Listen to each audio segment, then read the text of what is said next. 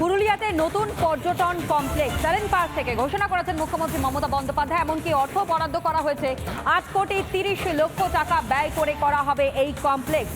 Allen park থেকে ঘোষণা মুখ্যমন্ত্রী মমতা বন্দ্যোপাধ্যায়। যে খবর এই মুহূর্তে আপনাদের সামনে তুলে ধরছি, যদিও প্রকৃতি ধ্বংস করে পর্যটন তৈরি করা হচ্ছে বলে অভিযোগ করে সোচ্চার হলেন বিরোধী দলনেতা শুভেন্দু অধিকারী। পুরুলিয়ায় বালি চুরি থেকে পাহাড় চুরি নিয়ে রীতিমতন ক্ষোভ প্রকাশ করেছেন শুভেন্দু অধিকারী। শিল্পের দোহাই দিয়ে গাছে কেটে বড় বড় কমপ্লেক্সে রিসর্ট, কিন্তু পুরুলিয়াবাসীরই অভিযোগ যে তাদের এখানে কাজ দেওয়া হয় না, বাইরে থেকে লোক এসে কাজ করে, তারা গাছ কেটে প্রকৃতি ধ্বংস করে শিল্প হোক, সেটা সেখানকার বাসিন্দারা চান না।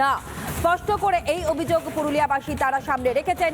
শুভেন্দু অধিকারী তিনিও সোচ্চার হয়েছেন, প্রকৃতি কোনোভাবে ধ্বংস করা যাবে না, এবং পরিষ্কার করে যেমন পুরুলিয়াবাসী অভিযোগ করছেন, যেখানে কাজের কথা বলা হচ্ছে, এই কমপ্লেক্সের কথা বলা হচ্ছে, সেখানে শ্রমিকদের নিয়ে আসা হচ্ছে বাইরে থেকে, অথচ সেখানকার স্থানীয় যারা শ্রমিকরা রয়েছেন তাদেরকে কাজ দেওয়া হয় না, অভিযোগ করতে শোনা গিয়েছে পুরুলিয়াবাসীকে। প্রথমে শোনাই মমতা বন্দ্যোপাধ্যায়ের অ্যালেন পার্ক থেকে যে ঘোষণা, সেই ঘোষণা।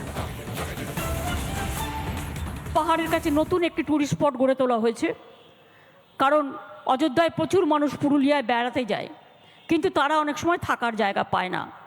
সুতরাং 8,30,00,000 টাকা করে এই খরচ করে ট্যুরিজম কমপ্লেক্সটাও তৈরি করা হয়েছে। ডিএম পুরুলিয়ায় কাজটা করেছেন, তাদের সকলকে আমার অনেক অভিনন্দন। মমতা বন্দ্যোপাধ্যায় সেই ঘোষণা আপনারা শুনলেন, পুরুলিয়ায় নতুন পর্যটন কমপ্লেক্স, কিন্তু এই নিয়ে রীতিমতন কটাক্ষ করেছেন শুভেন্দু অধিকারী। কি বলছেন শুভেন্দু অধিকারী, রাজ্যের বিরোধী দলনেতা? শোনাই।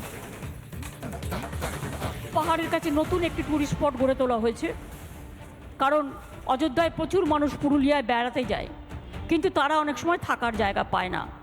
সুতরাং 8,30,00,000 টাকা করে এই খরচ করে ট্যুরিজম কমপ্লেক্সটাও তৈরি করা হয়েছে।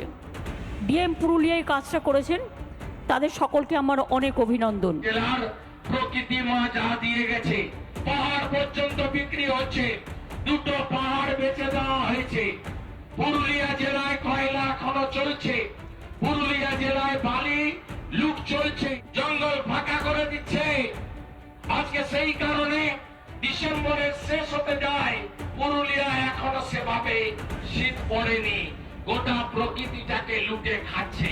এই কাজটা করার জন্য একটা বড় অংশের পুলিশ এখানে পোস্টিং আছে।